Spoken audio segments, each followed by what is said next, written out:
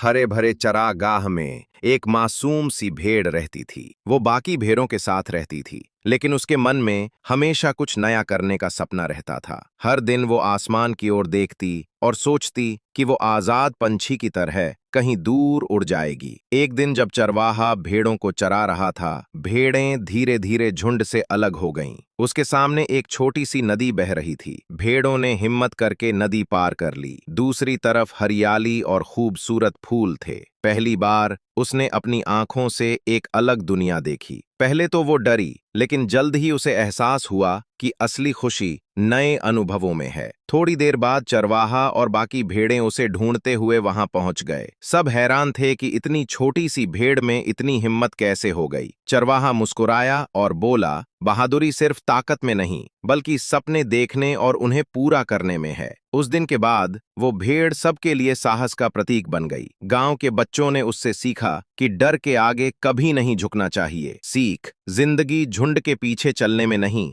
बल्कि अपने सपनों का पीछा करने में है।